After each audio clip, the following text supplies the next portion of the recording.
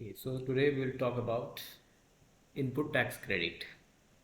Input tax credit क्या होता है देखेंगे। तो उसके पहले हम जीएसटी सीख रहे हैं। What is GST?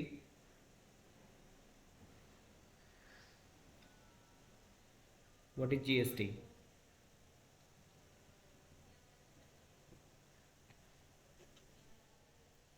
Anybody reply?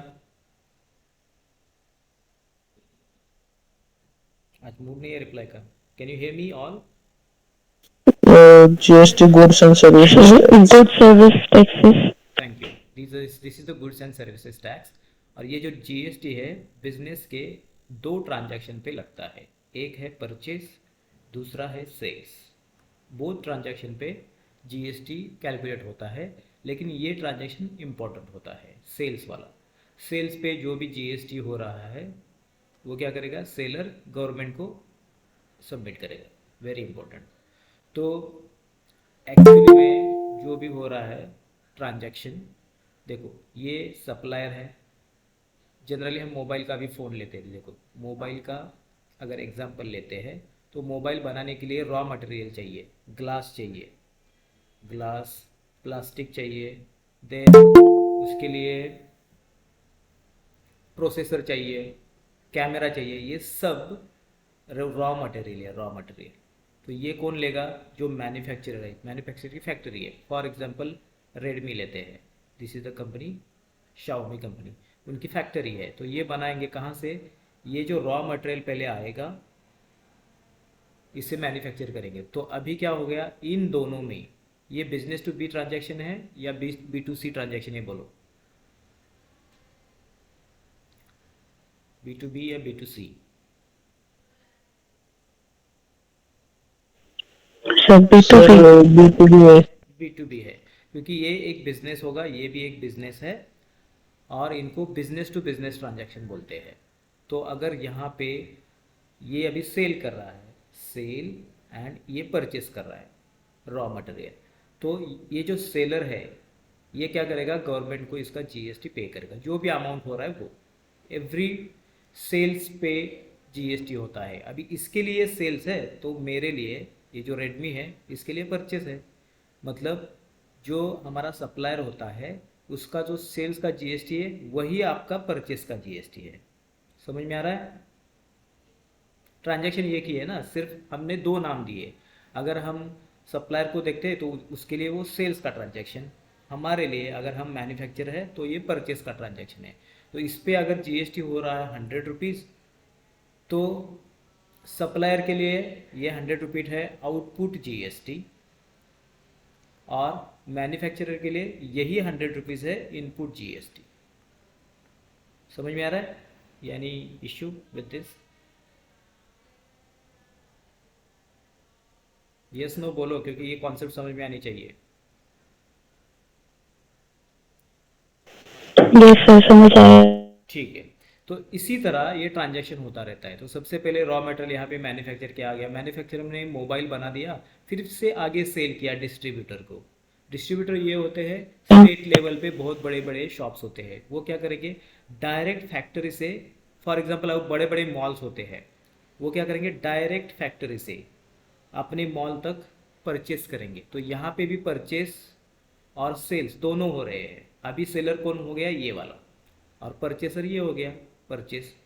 तो यहाँ पे भी अगर 200 रुपीज़ जीएसटी हो रहा है तो ये 200 जीएसटी मैन्युफैक्चर भरेगा। अभी ये 200 जीएसटी आउटपुट जीएसटी है मैन्युफैक्चरर के लिए, और डिस्ट्रीब्यूटर के लिए यही जीएसटी है input. In the same way distributor के पास से जाएगा रिटेलर के पास। जो हमारे पास में जो दुकान होते हैं, शॉप्स होते हैं, स्मॉल स्मॉल शॉप्स, वो क्या करेंगे? जो बड़ा डिस्ट्रीब्यूटर है उनसे माल परचेस करते हैं।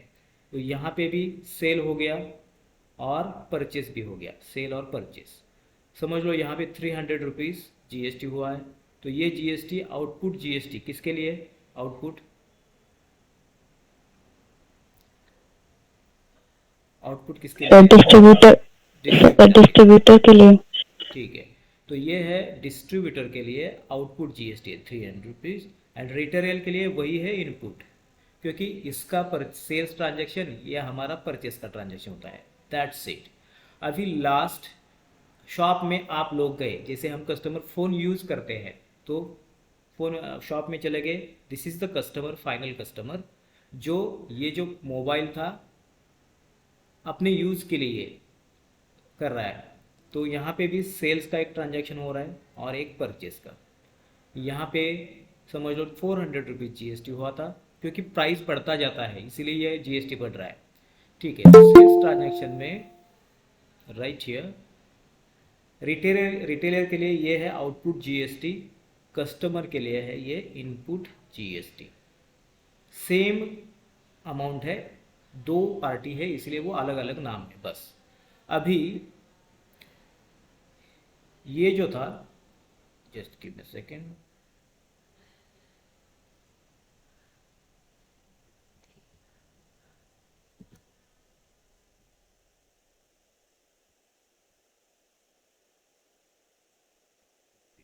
I need to take one more time।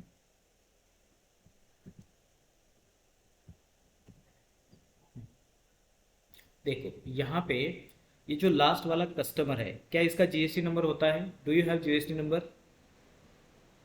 No, sir. तो No, ऐसा sir. सब लोग कस्टमर हो जिसका GST नंबर नहीं होता है, नो GST। मतलब यहाँ पे ये जो कस्टमर है, लास्ट वाला जो ट्रांजैक्शन है ये हो गया बिजनेस टू कस्टमर या कंज्यूमर बोलते हैं लास्ट वाला ट्रांजैक्शन। और बाकी सब ट्रांजैक्शन, इसका GST होगा, इसका भी GST है, इन सब चारों का GST है, इसीलिए ये ट्रांजैक्शन हो गया B2B ट्रांजैक्शन। ये भी है B2B, B2B ऐसे। बिजनेस टू बिजनेस कब बोलते हैं? जो भी ट्रेडर्स हैं, कंपनियां हैं, सेलर है, इन सब का GST रजिस्ट्रेशन होना चाहिए। GST रजिस्ट्रेशन इसका मतलब GST का नंबर उनको मिलता है।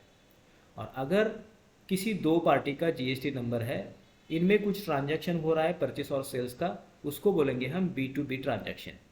अंडरस्टूड? Yes, sir. अगर एक बिजनेस है दूसरा कस्टमर है तो वो हो गया B2C ट्रांजैक्शन। अब ये क्यों समझ रहे हैं?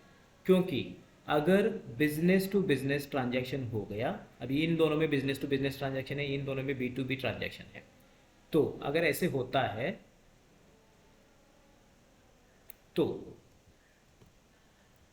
देखो, मैन्युफैक्चरर और डिस्ट्रीब्यूटर का देखते हैं, दोनों भी बिजनेसेस हैं,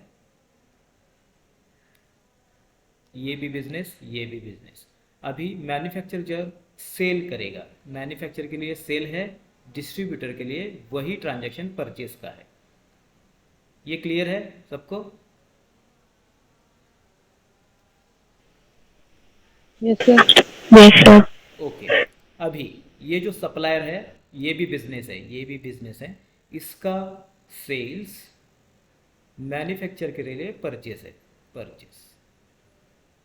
एंड डिस्ट्रीब्यूटर का जो सेल होता है, डिस्ट्रीब्यूटर से रिटेल के लिए परचेस होता है। इसी तरह से ये चला जाता है ट्रांजैक्शन। तो जब सप्लायर, ये वाला जो सप्लायर है सेल कर रहा है, समझ लो इन्होंने 10,000 का सेल किया है, टोटल प्राइस 10,000 था और उस पर 10% GST है, तो 10% कितना हो जाएगा? कैसे निकालते हैं? बहुत इजी है, 10% एक 1,000. Sir, 1,000. ठीक है, तो ये 1,000 रुपीज़ GST है। तो टोटल ट्रांजैक्शन का अमाउंट है 11,000 रुपीज़, जिसमें से 10,000 सप्लायर का है और 1,000 किसका है? GST. GST है जो गवर्नमेंट को सेलर देगा, ये सेलर देगा, दैट्स इट। अभी ये जो 11,000 है मैन्युफैक्चर इनको पे कर रहा है, क्योंकि इनके लिए परचेस है, तो मैन्युफैक्चर 11,000 सप्लायर को देगा, सप्लायर अपना 10,000 रख रहा है और 1,000 गवर्नमेंट को देगा। तो एक्चुअली किसने दिया GST? सप्लायर ने या मैन्युफैक्चर ने? किसके पास ये GST गया, किसके पॉकेट से?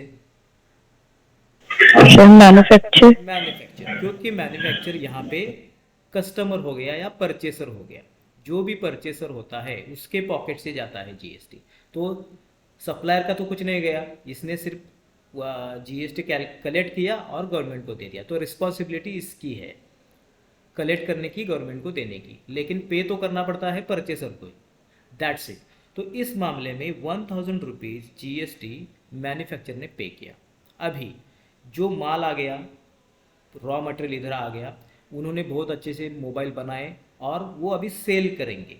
जब ये सेल कर रहे हैं यहाँ पे, तो उसका प्राइस 30,000 हो गया सेल्स का, 30,000। अब इस पे 10%, क्यों 30,000 हो जाता है? देखो, रॉ मटेरियल और फिनिश्ड गुड्स में प्राइस का डिफरेंस होता है।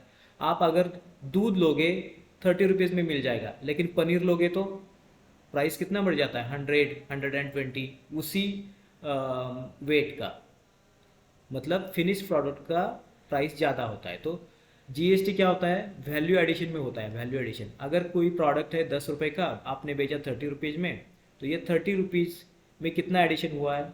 उसका प्राइस था 10, अभी हो गया 30, प्राइस एडिशन कितना हुआ है? 20 रुपीज़। So 20. तो ये सिर्फ 20 रुपीज़ पे जीएसटी आता है, इस 20 रुपीज़ में जीएसटी आता है। ये बात में समझ में आएगा आपको वैल्यू एडिशन क्या होता है। यहाँ पे अभी इतना समझ लो कि मैन्युफैक्चरर ने मोबाइल बनाया है और आगे सेल किया डिस्ट्रीब्यूटर को, इसका प्राइस था 30,000, 10% जीएसटी कितना होगा? 3,000. 3,000 रुपीज़। तो अभी ये 3,000 रुपीज़ गवर्नमेंट को कौन देगा? Manufacturer. मैन्युफैक्चरर देगा, लेकिन वो खुद का पैसा नहीं देगा। ये क्या करेगा? ये 3,000 रुपीज़ मैन्युफैक्चरर गवर्नमेंट को पे करेगा, लेकिन ये डिस्ट्रीब्यूटर से पैसा आने वाला है। ये Yes, sir. 30,000 एंड ये 3,000 जीएसटी का वो गवर्नमेंट को पे करेगा मैन्युफैक्चरर, 30,000 अपना रख लेगा। That's it. मतलब यहाँ पे ये परचेसर हो गया, डिस्ट्रीब्यूटर परचेसर हो गया। डिस्ट्रीब्यूटर, जहाँ पे भी आप परचेसर बनते हो, आपके पॉकेट से जीएसटी कलेक्ट होता है। जो सेल करता है वो उसको कलेक्ट करेगा, गवर्नमेंट को देगा। That's it. ये समझ में आ रहा है? ये चेन है ऐसा ही। अब ये क्यों बता रहे हो? देखो, मिडल में यहाँ पे मैन्युफैक्चरर है, तो ये क्या करता है? परचेस भी करता है, परचेस एंड सेल्स भी करता है, सही है ना? मैन्युफैक्चरर। Yes, sir. तो गवर्नमेंट क्या बोलता है? अगर आप बिजनेस हो, बिजनेस, यहाँ पे ये भी बिजनेस है, ये भी बिजनेस है, ये भी बिजनेस है, ठीक है? बिजनेस बिजनेस बिजनेस बिजनेस है और आपने रजिस्ट्रेशन लिया है, आपके पास जीएसटी नंबर है, जीएसटी, यस। तो गवर्नमेंट क्या बोलेगा? अगर आप परचेस कर रहे हो, अगर उस पे आपने कोई भी जीएसटी पे किया, ये जीएसटी कहाँ से जाएगा? परचेस किया तो सप्लायर को आपने जीएसटी दे दिया 100 रुपीज़, ये गवर्नमेंट को जाएगा, ये सप्लायर देगा। तो परचेस के वक्त आपको जीएसटी लगता है जो आप इसको पे करते हो। तो गवर्नमेंट क्या बोल रहा है? अगर आप बिजनेस हो एंड रजिस्टर्ड हो, तो आपका जो परचेस का जीएसटी है वो हम आपको वापस देंगे, you will get it back. और इसको बोलते हैं इनपुट टैक्स क्रेडिट। ये हमारा आज का टॉपिक है, इनपुट टैक्स क्रेडिट। अब इसको इनपुट टैक्स क्रेडिट क्यों बोलते हैं? हमने पहले ही देखा है, जब आप परचेस के ट्रांजैक्शन करते हो, परचेस ट्रांजैक्शन, वहाँ पे जो जीएसटी होता है, सीजीएसटी, एसजीएसटी और आईजीएसटी, कुछ भी हो सकता है, इसको हम यहाँ पे क्या नाम देते हैं? Input, right?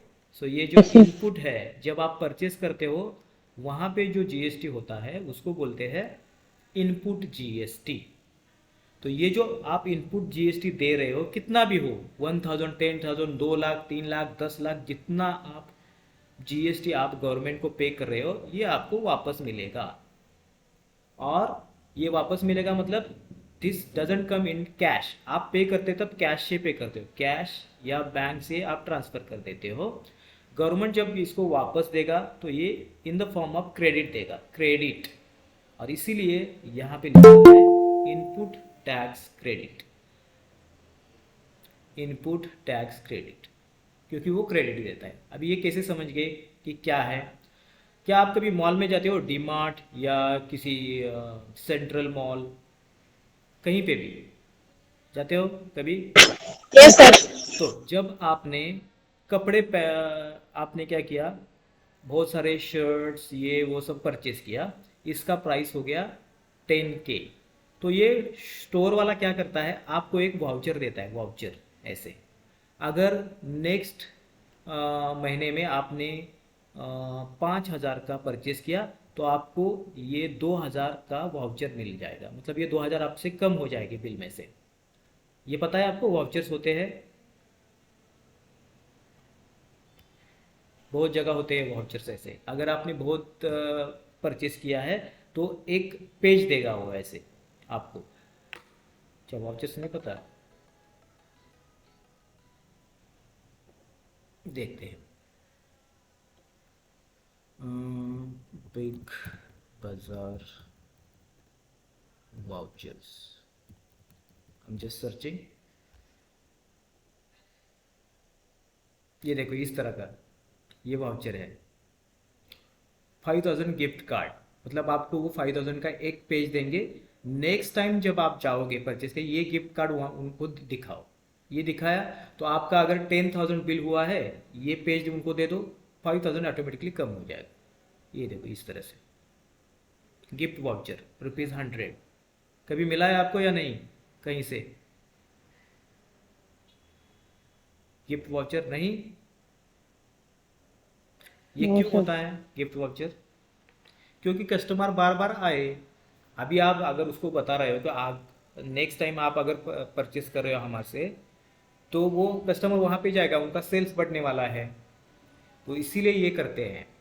तो ये जो वाउचर होता है, ये आपको क्या किया उन्होंने, एज अ क्रेडिट यूज़ कर सकते हो ना इसको, दिस इज क्रेडिट।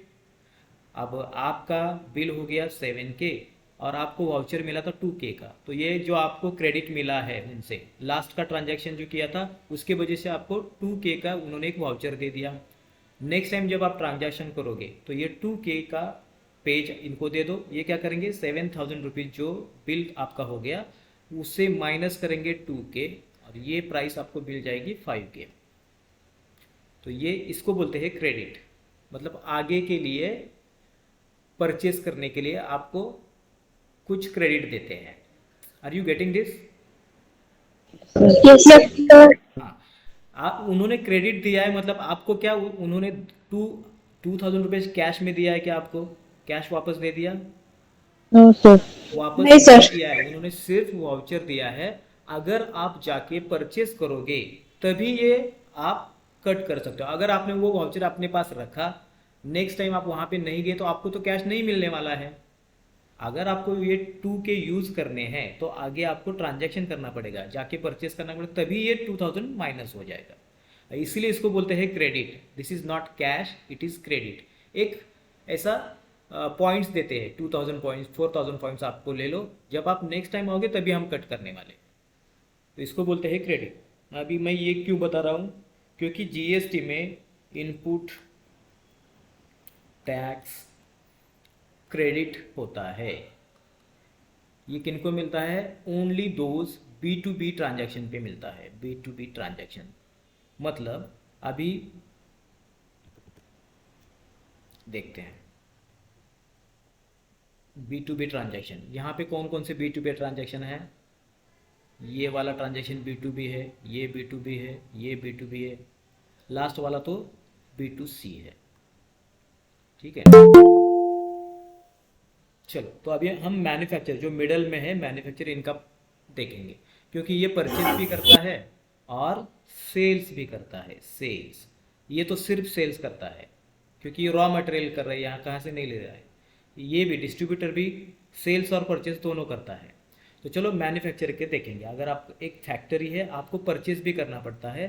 जब आप परचेज करते हो उस पर GST हो गया 100 रुपीज़, मतलब ये GST गवर्नमेंट को आपने दिया through supplier, through supplier to government. Government बोल रहा है ठीक है, लास्ट वाले ट्रांजैक्शन पे आपने 100 रुपीज़ GST पे किया है, ये मैं आपको वापस दूंगा एज अ क्रेडिट। ये कैश नहीं मिलेगा, एज अ क्रेडिट आपके पॉइंट्स जमा हो गए।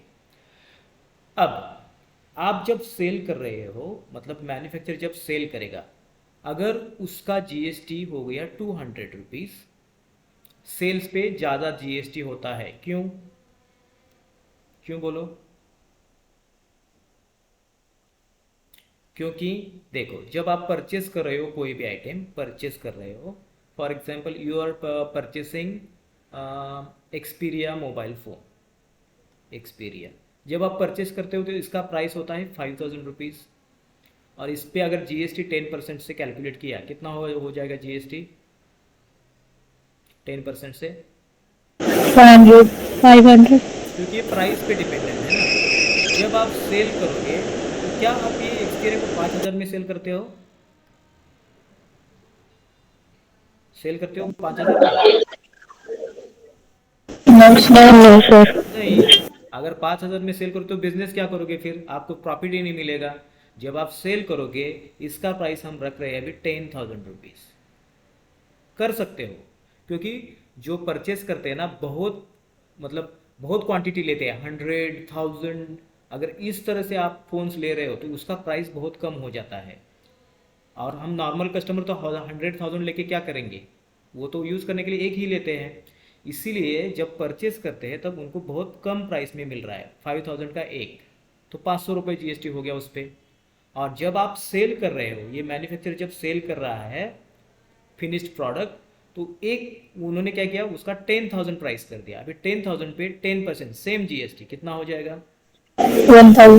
देखो यहाँ पे 1000 जीएसटी हो रहा है। तो यही मैं बता रहा था कि परचेस पे जीएसटी कम होता है, सेल्स पे जीएसटी ज़्यादा होता है, क्योंकि ये प्राइस बढ़ जाता है। ठीक है, समझ में आ रहा है या नहीं? Yes, sir. तो अभी मैं वही बता रहा था। अभी गवर्नमेंट क्या बोल रहा है, लास्ट टाइम यहाँ पे देखते हैं। ये जो परचेस हमने किया था, यहाँ से 100 रुपीज़ हमने गवर्नमेंट को पे कर दिए थ्रू सप्लायर। तो गवर्नमेंट बोल रहा है कि आप बिजनेस हो, आपने रजिस्ट्रेशन लिया है, तो ये जो 100 रुपये आपने हमें कैश दिए, इसका आपको क्रेडिट मिल जाएगा, 100 पॉइंट्स आपके जमा हो गए। जब आप सेल कर रहे हो, अभी सेल्स करते हो, 200 रुपये जीएसटी हुआ है। अभी ये भी जीएसटी इसकी रिस्पॉन्सिबिलिटी है ना, फिर यहाँ पे गवर्नमेंट को देने की। कलेक्ट करेगा वो डिस्ट्रीब्यूटर से, लेकिन अगर उसने नहीं दिया या दिया, मैन्युफैक्चर को ही गवर्नमेंट को देना पड़ता है ये 200 रुपीज़। देखो जीएसटी का। तो अभी गवर्नमेंट क्या बोल रहा है, आपका जीएसटी की लाइबिलिटी कितनी हो गई, 200 रुपीज़। तो इसमें जो लास्ट वाला आपने क्रेडिट ये दिया था 100, ये माइनस कर दो, माइनस जो क्रेडिट दिया था हमने माइनस कर दो, और रिमेनिंग 100 रुपीज़ आपको हम हमें दे दें। सो अभी मैन्युफैक्चरर को सिर्फ 100 रुपीज़ ही देना पड़ता है टू द गवर्नमेंट, और यही चेंज चलता रहता है। फिर से मैं बता रहा हूँ, क्या ये समझ में आ रहा है या कुछ कंफ्यूजन कर रहा है? बोलो जल्दी, वेरी इंपॉर्टेंट कॉन्सेप्ट है, आपको पता ही होना चाहिए।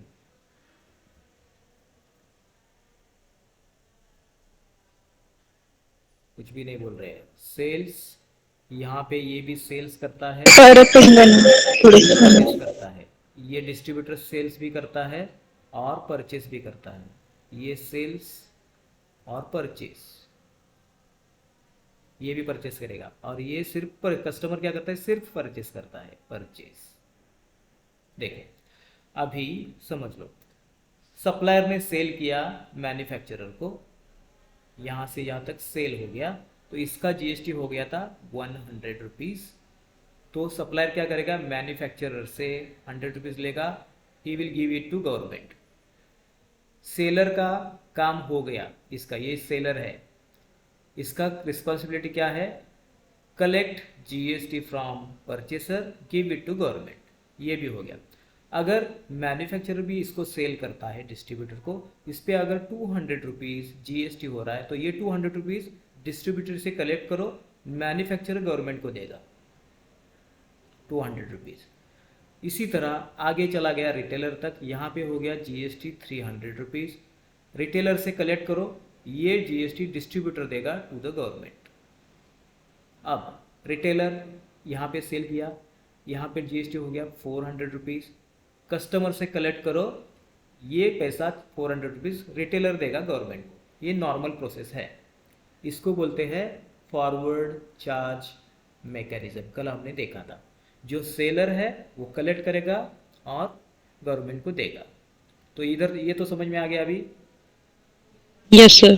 हाँ। तो अभी गवर्नमेंट क्या बोल रहा है, अगर आप बिजनेस हो, अगर आप बिजनेस हो, बिजनेस बिजनेस, और आप रजिस्टर्ड होना चाहिए, रजिस्टर्ड, सब रजिस्टर्ड है। अगर आप रजिस्टर्ड हो तब आपने अगर परचेस किया है, कोई भी परचेस किया है, उस परचेस पे जो भी जीएसटी हो रहा है इसका हम आपको क्रेडिट देंगे। अभी मैन्युफैक्चर ने जो जीएसटी दिया था कितना रुपीज़ था, 100 रुपीज़, इसका क्रेडिट मिल जाएगा मैन्युफैक्चरर को। डिस्ट्रीब्यूटर ने कितना पे किया था, लिखा है यहाँ पे 200. 200 रुपीज़, तो 200 ये तो पे करेगा, लेकिन इसका क्रेडिट भी मिलेगा वापस 200 रुपीज़। रिटेलर ने कितना दिया था, 300. 300 रुपीज़, तो ये 300 रुपीज़ क्रेडिट मिल जाएगा इसको, क्रेडिट, दैट इज। अभी सबको क्रेडिट मिल गया है, मतलब एक वाउचर मिल गया कि आपने परचेस के ट्रांजैक्शन पे इतना जीएसटी दिया था, तो ये आपको क्रेडिट, एक पॉइंट्स मिल जाते हैं, तो ये पॉइंट मिल गए। अभी समझ लो यहाँ पे परचेस का तो ये था, अभी मैन्युफैक्चरर सेल कर रहा है, यहाँ पे सेल, जब सेल कर रहा है उस पर 200 रुपीज़ जीएसटी हुआ था। अब गवर्नमेंट क्या बोल रहा है, ये 200 रुपीज़ मुझे मत दे दो, 200 में से जो आपने परचेस किया था 100, परचेस के वक्त आपने ऑलरेडी मुझे जीएसटी दिया है, तो ये जीएसटी कट कर लो, 200 माइनस 100 कितना हो जाएगा यहाँ पे फिर 100. 100। ये जो जीएसटी है सिर्फ इतना जीएसटी मैन्युफैक्चरर को देना है गवर्नमेंट, टोटल 200 नहीं देना है, देना है सिर्फ 100, क्योंकि परचेस करते वक्त मैंने ऑलरेडी 100 दिया था। इसी तरह डिस्ट्रीब्यूटर को अभी पे कितना करना था, 300 रुपीज़ गवर्नमेंट को देना था, लेकिन वो क्या बोल रहे हैं, आपने परचेस पे ऑलरेडी ये 200 रुपीज़ दिए थे, ये परचेस था ना 200 रुपीज़, देखो क्रेडिट मिला है आपको डिस्ट्रीब्यूटर को, ये जो 200 रुपीज़ क्रेडिट है, परचेस के वक्त आपने ऑलरेडी पे किया है 200 रुपये, अभी आपका कितना हो गया लाइबिलिटी 300 रुपये, तो आप मुझे 300 रुपये मत दे दो, 300 माइनस ये क्रेडिट कर दो, कितना हो गया अभी यहाँ पे भी 100. Same 100 rupees. तो ये डिस्ट्रीब्यूटर भी सिर्फ 100 रुपीज़ पे करेगा to the government. In the same way retailer का भी है, रिटेलर ने क्या किया था, जो सेल हो रहा है सेल पे उसका लाइबिलिटी, लाइबिलिटी मतलब इतना पैसा देना पड़ेगा, 400 रुपये हो गया था, लेकिन 400 में से 300 रुपये तो ऑलरेडी उसने दिए है यहाँ पे, जब उन्होंने परचेस किया तो इसका क्रेडिट मिल गया था, तो ये 400 माइनस 300, रिटेलर को भी 100 रुपीज़ पे करना पड़ेगा। अब लास्ट को जाते हैं कस्टमर तक। कस्टमर के पास जीएसटी नंबर है, No, sir. तो अगर उसके पास जीएसटी नंबर है तो इसको ये वापस नहीं मिलने वाला है, मतलब लास्ट वाला जो 400 रुपीज़ कस्टमर के पॉकेट्स में चला गया, कस्टमर को जीएसटी वापस नहीं मिलता है, दैट्स इट। अभी ये जो आपको क्रेडिट मिल रहा है वापस, इसको ही बोलते हैं इनपुट टैक्स क्रेडिट। तो मतलब जब आपके, अभी कोई भी कंपनी है, आप उसके अकाउंटेंट हो और आपके बहुत सारे परचेस के ट्रांजैक्शन होते हैं, परचेस, तो परचेस का फर्स्ट ट्रांजैक्शन हो गया, सेकंड, थर्ड, फोर्थ, 1000 ट्रांजैक्शन होते हैं, सब में 100 रुपीज़, 200 रुपीज़, 300 रुपीज़, ऐसा कुछ ना कुछ टैक्स होता रहता है। आपको महीने में क्या करना है, पूरे महीने का नवंबर 1 टू नवंबर 30 में जितने भी ट्रांजैक्शन हो गए, इस पे जितना भी जीएसटी हो गया इनका एडिशन करो। अभी इसका एडिशन कितना हो रहा है, 300, 300, 600 और ये 400, 1000. देखो ये हो गया 1000 रुपीज़, ये पूरे महीने का है, समझ लो इतना जीएसटी आपने परचेस पे दिया है, तो इसको बोलते हैं इनपुट टैक्स, इनपुट टैक्स, क्योंकि इनपुट जीएसटी होता है। अब इतना आपने जीएसटी पे कर दिया, तो गवर्नमेंट क्या बोल रहा है, जितना आपने परचेस का किया था उस उतना आपको इनपुट टैक्स क्रेडिट मिल जाएगा। तो अभी नवंबर में आपको कितना क्रेडिट मिलेगा, 1000 रुपीज़ का क्रेडिट मिल गया। अभी उसी नवंबर में, सेम नवंबर 1 टू नवंबर 30, आपने सिर्फ परचेस ही नहीं किया था, सेल्स भी किया था, ठीक है, तो सेल्स के भी बहुत सारे ट्रांजैक्शन होते हैं, 1 2 3 4, बहुत सारे सेल्स के ट्रांजैक्शन होंगे, और सेल्स का जो आउटपुट जीएसटी हुआ है आपका, आउटपुट जीएसटी वो हो गया है 3000 रुपीज़, क्योंकि प्राइस बढ़ जाता है इसलिए 3000 रुपीज़ जीएसटी हो गया, तो इसको बोलते हैं आउटपुट टैक्स। जैसे परचेस को इनपुट टैक्स बोलते हैं, इसको बोलेंगे आउटपुट टैक्स। आउटपुट टैक्स होता है हमारा लाइबिलिटी। जो टैक्स पेयर है, ये लाइबिलिटी मतलब इतना पे करना है, लेकिन डायरेक्ट उतना पे मत करो, दिस इज द लाइबिलिटी। जितना आप सेल कर रहे हो, सेल पे जितना भी जीएसटी हो रहा है वो बन जाएगी आपके कंपनी की लाइबिलिटी टू पे टैक्स। तो इतना आपको पे करना है 3000 रुपीज़। लेकिन गवर्नमेंट क्या बोलता है, आपको 3000 पे करना है, लेकिन परचेस पे आपने पहले ही 1000 हमें ऑलरेडी दे दिए हैं। तो जब आपको पे करना है तो ये आपकी टैक्स लाइबिलिटी है 3000, it is tax liability because of sales. इस पे माइनस करो input tax credit, ITC minus कर दो। तो आईटीसी कितना है अपना 1000. 1000 रुपीज़। तो इस पे से जो आएगा remaining 2000 rupees, this is our tax payable. बस इतना ही टैक्स पे करना है आपके कंपनी को 2000 रुपीज़। तो आईटीसी क्या होता है पहले मुझे बताओ, व्हाट इज आईटीसी? सीधे भाषा में बोलो। Input tax credit. राइट, वो हो गया उसका लॉन्ग फॉर्म, लेकिन एक्चुअली में क्या होता है आईटीसी? सर, जो परचेज पे लगता है टैक्स, वो जो हमें गवर्नमेंट जो हमें वापस करती है. नहीं, ऐसे बोलो, परचेस, जब आप परचेस करते हो और परचेस पे जो जीएसटी लगता है वही आपको वापस मिलता है, उसको उसका नाम है आईटीसी, इनपुट टैक्स क्रेडिट। अभी ये कितना आईटीसी है आपको कैसे पता चलेगा? आपके पास है GSTR2। क्या होता है? परचेज. सब परचेस के ट्रांजैक्शन यहाँ पे आते हैं और उसका टोटल जीएसटी आपको समझ में आता है। यहाँ पे समझ लो, यहाँ पे 10,000 टोटल जीएसटी था परचेस के ट्रांजैक्शन पे, तो यही 10,000 आपका आईटीसी बन जाएगा। अभी ये हो गया आपका इनपुट टैक्स क्रेडिट। GSTR2 में जो भी ट्रांजैक्शन है उनका एडिशन कर दिया टैक्स का, तो आपको आईटीसी मिल जाता है। दूसरा होता है GSTR1। क्या होता है ये? सेल. ये होता है सब सेल्स के ट्रांजैक्शन, और हमने देखा है जीएसटी इज सेल्स का टैक्स होता है generally.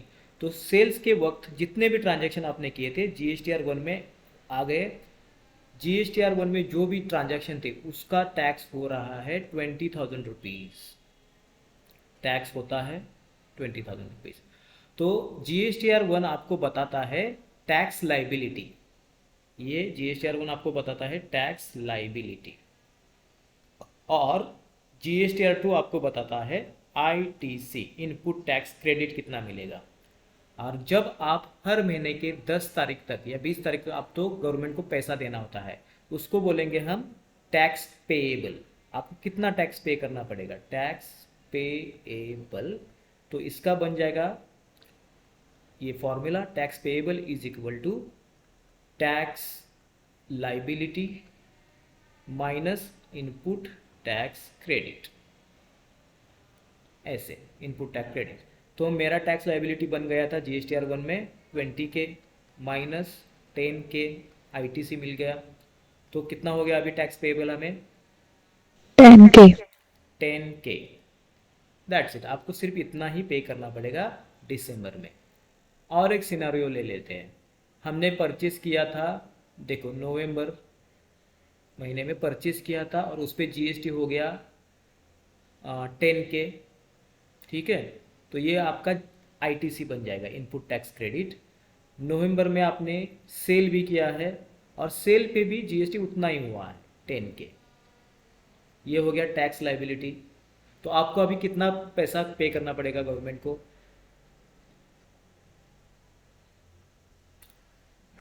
Tax liability minus ITC, कितना पे करना पड़ेगा? 0. पेएबल आपको 0 रुपीज़ देना पड़ेगा। मतलब इस महीने में दिसंबर में आपको गवर्नमेंट को कुछ भी नहीं देना है।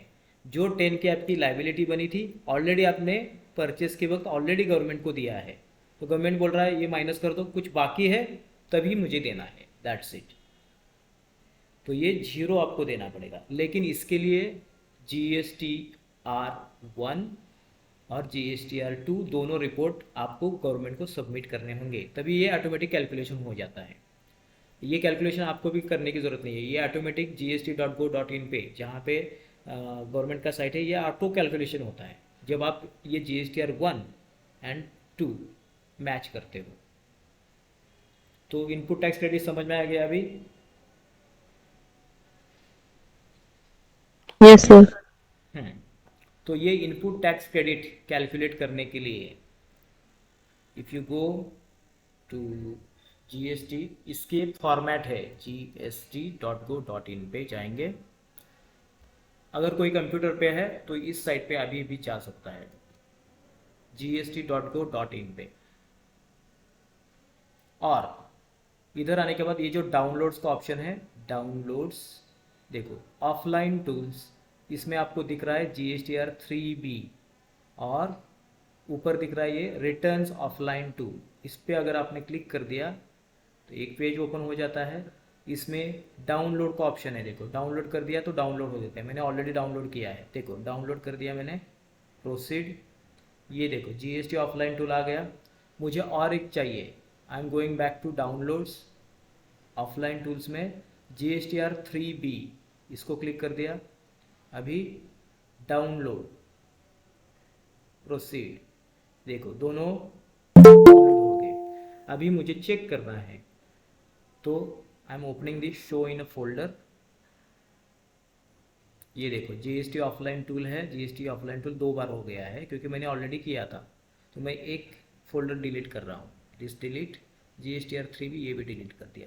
अभी अभी मैंने जो 2 फाइल डाउनलोड किए हैं, GST offline tool and GSTR 3B, अभी ये जिप फोल्डर है, इसको राइट क्लिक करके एक्सट्रैक्ट ऑल कर सकते हो, एक्सट्रैक्ट ऑल, एक्सट्रैक्ट। तो ये देखो यहाँ पे एक फोल्डर बन गया GST 3B का।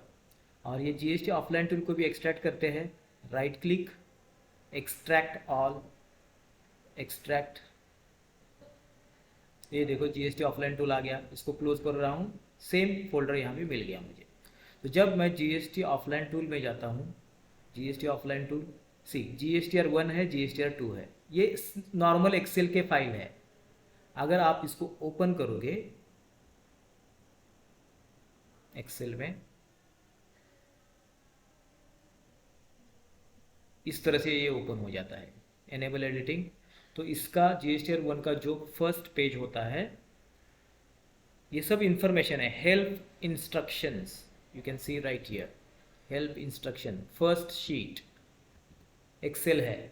सेकंड शीट में क्या लिखा है देखो, B2B है ना, B2B क्या होता है, B2B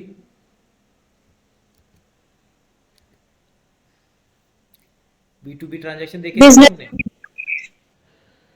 बिजनेस टू बिजनेस के ट्रांजैक्शन सब यहाँ पे आते हैं। उसके बाद B2C लार्ज, ये देखो B2C लार्ज। इसके बाद है B2C स्मॉल, जो हमने देखा था ऑल, B2C स्मॉल का एक शीट है। देन क्रेडिट नोट, वापस कुछ माल आ गया तो ये सब ट्रांजैक्शन इधर आएंगे। एक्सपोर्ट के ट्रांजैक्शन, ये देखो पूरा एक्सपोर्ट का समरी है। तो ये सब ऑटोमेटिकली टैली में बन जाता है। ऐसे ही मैंने क्या किया, पहले आपको GST पे जो सैंपल उन्होंने रखा है ये आप यूज़ कर सकते हो। तो इस तरह से GSTR 1 बनता है। आपको क्या काम करना है, अभी ये डाउनलोड करके ये जो हेल्प इंस्ट्रक्शन का पेज है आपको रीड करना है, इसमें क्या क्या लिखा है। जैसे देखो फर्स्ट पेज है,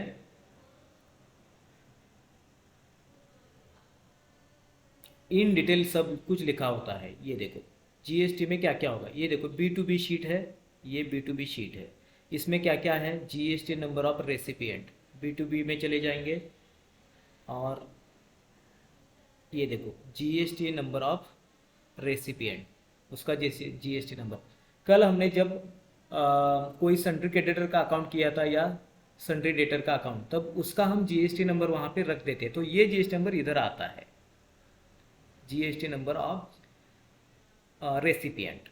हेल्प में फिर से आना है, नेम ऑफ द रेसिपिएंट, ये name of the recipient automatically आ जाएगा, आपको फिल करने की ज़रूरत नहीं होती है क्योंकि GST उसका भी रजिस्ट्रेशन होता है। जीएसटी इनवॉइस नंबर मतलब बिल का नंबर जो आप लिखते हो परचेस या सेल्स, फिर उसका डेट आता है, इनवॉइस वैल्यू, टोटल वैल्यू कितनी है, प्लेस ऑफ सप्लाई, ये सब डिटेल में बाद में फिर देखेंगे टाइम मिलेगा तो। लेकिन जीएसटी रिपोर्ट में जीएसटीआर 1 में क्या क्या होता है, जिसको हम सेल कर रहे हैं उस कस्टमर का जीएसटी नंबर जब हम लेजर तैयार करते हैं वहाँ पे लिखते हैं, वो उसका नाम आता है। इनवॉइस नंबर मतलब bill number, bill wise details में हमने देखा था, इम्पॉर्टेंट है। इनवॉइस डेट, जिस डेट में ये आपने सेल्स का एंट्री किया था। Invoice value, full value, full value मतलब स्टॉक आइटम का हो गया 10,000 और उसके बाद उसका जीएसटी हो गया 20,000 या 2,000, दोनों मिला के जो होता है उसको बोलते हैं invoice value. Place of supply मतलब आपने कहाँ पे सेल किया, महाराष्ट्र में किया या आंध्र प्रदेश में किया, ये हो गया प्लेस ऑफ सप्लाई। इसके बाद ये देखो जीएसटी का रेट आता है, टैक्सेबल वैल्यू आता है और सेस अगर है तो ये रिपोर्ट ऑटोमेटिकली बन जाता है। देखने के लिए आपको सिर्फ उसको डाउनलोड करना पड़ेगा। ये है जीएसटीआर 1 और जीएसटीआर 2, इस तरह से होता है। चलो देखते हैं। तो हमने पहले क्या किया था, ये जो हमारी कंपनी थी महाराष्ट्र मॉल, इसमें बहुत सारे ट्रांजैक्शन किए हैं। डे बुक में जाएंगे, देखो यहाँ पे परचेस के भी ट्रांजैक्शन है, सेल्स के भी ट्रांजैक्शन है, परचेस रिटर्न, डेबिट नोट, सब कुछ है, पेमेंट के भी है। तो ये जो परचेस के ट्रांजैक्शन है कौन से रिपोर्ट में जाएंगे, परचेस GSTR2 जीएसटीआर 2 में जाएंगे। तो I am going to GSTR 2, enter कर दिया। अभी ये पीरियड, ये डेट्स निकाल देते हैं तो आपको ये देखो सब कुछ समझ में आ रहा है। तो यहाँ पे टैली में इस तरह से दिखा रहा है।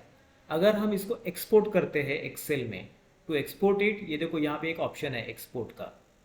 यही जो GSTR2 है हमें चाहिए इन द एक्सेल फॉर्मेट, तो यहाँ पे एक्सपोर्ट का ऑप्शन है ऊपर।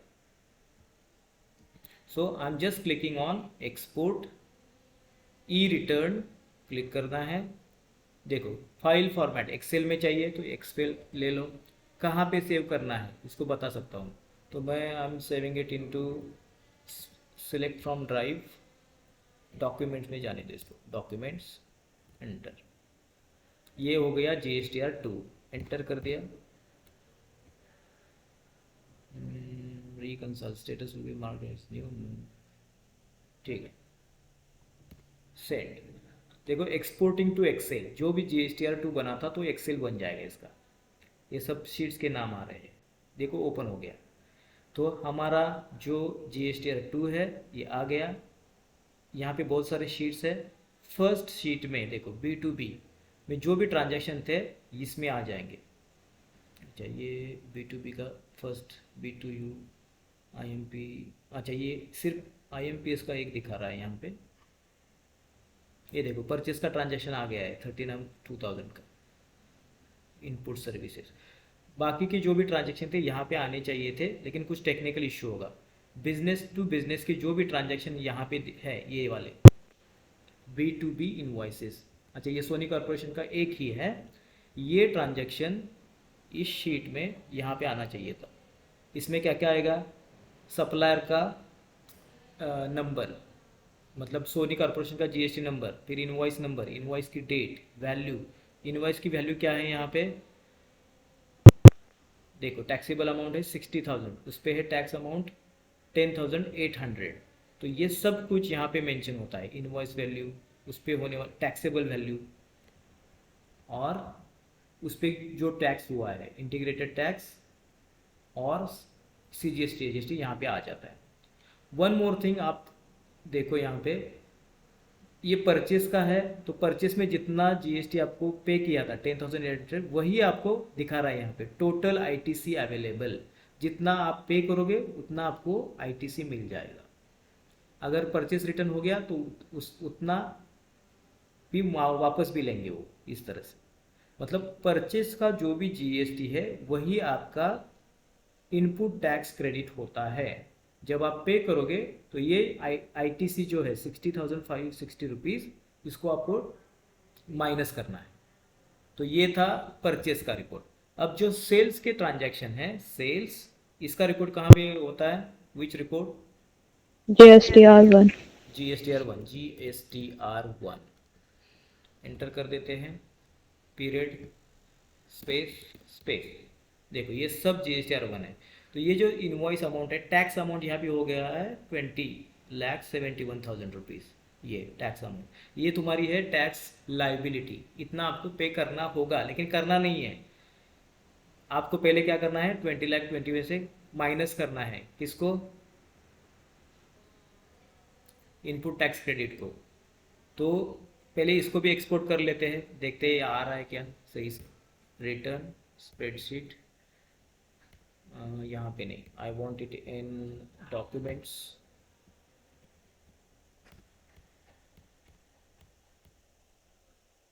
GSTR1 को भी हमने एक्सपोर्ट कर लिया इन एक्सेल।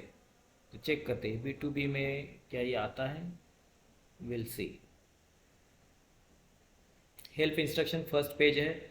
B2B में एक ट्रांजैक्शन आ गया है, देखो यहाँ सेल्स का। रिसीवर नेम सिर्फ नहीं आया है, इनवॉइस नंबर, डेट, इनवॉइस की वैल्यू सब कुछ आया है। रेगुलर है, रेट 18%, ये आ गया। नेक्स्ट देखते हैं B2C लार्ज का, ये भी आ गया है। ये देखो गोवा में पर सेल्स किया था। B2C स्मॉल, ये B2C स्मॉल में आ गया।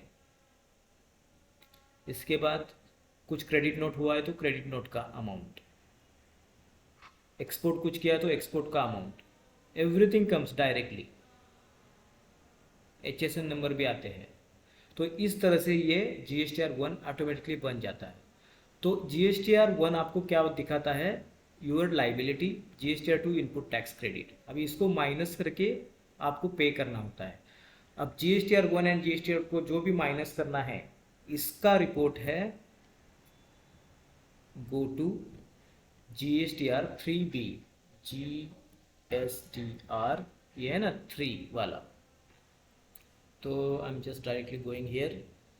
पहले तो होता है GSTR1, ये आपको टैक्स लाइबिलिटी बता देता है, माइनस GSTR2, ये आपको क्या बताएगा, इनपुट टैक्स क्रेडिट जितना कम होगा। तो ये माइनस, ये दोनों का जो होता है, इनका आपको मिल जाएगा GSTR3 होता है, जो GSTR1 माइनस GSTR2 करके आता है। गवर्नमेंट ने इसको आगे B क्यों लगाया है मुझे पता नहीं है, लेकिन उसको GSTR3 भी बोलते हैं। तो यहाँ पे क्या आएगा, टैक्स लाइबिलिटी अगर 10K है और आपका ITC है 5K, तो ये GSTR3 भी आपको क्या दिखाएगा, 5K रिमेनिंग अमाउंट। तो ये अमाउंट आपको गवर्नमेंट को पे करनी है। GSTR3 भी आप जो अमाउंट दिखाता है वो आपको गवर्नमेंट को पे करनी होगी। देखते हैं हमारा GSTR3 भी बना है कि नहीं इस कंपनी के लिए, क्योंकि इसमें GSTR1 है, GSTR2 है। चेक करते हैं, गो टू GSTR3B, ये देखो एंटर कर दिया, देन पीरियड चेंज कर देते हैं। ये देखो यहाँ पे टोटल टैक्सेबल अमाउंट इतना है, टैक्स अमाउंट इतना है। तो इन डिटेल देखने के लिए इसको टाइम लगेगा, लेकिन देखो टैक्सेबल अमाउंट है और टैक्स का अमाउंट देखो यहाँ कितना है, 20,70,000। आउटवर्ड सप्लाई मतलब सेल्स होता है इस तरह से। और इलिजिबल ITC 67,560 देखा है। तो इसको माइनस करके जो आपको मिल जाएगा उतना आपको पेमेंट करना है। मैं क्या कर रहा हूँ, इस रिपोर्ट को भी एक्सपोर्ट कर देते हैं। आज सिर्फ समझ लो ये क्या करते हैं, डिटेल में सब कुछ समझ में नहीं आएगा, लेकिन हर एक रिपोर्ट का काम क्या होता है ये आपको मालूम होना चाहिए। Documents, given department does not access copy to, okay, what happened here,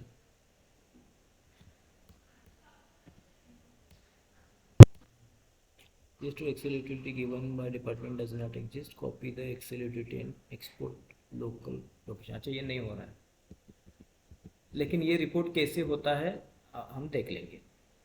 तो आज का मेन टॉपिक हमारा था इनपुट टैक्स क्रेडिट होता क्या है, ये समझना और उसका यूज़ क्या होता है। तो बोलो क्या होता है, इनपुट टैक्स क्रेडिट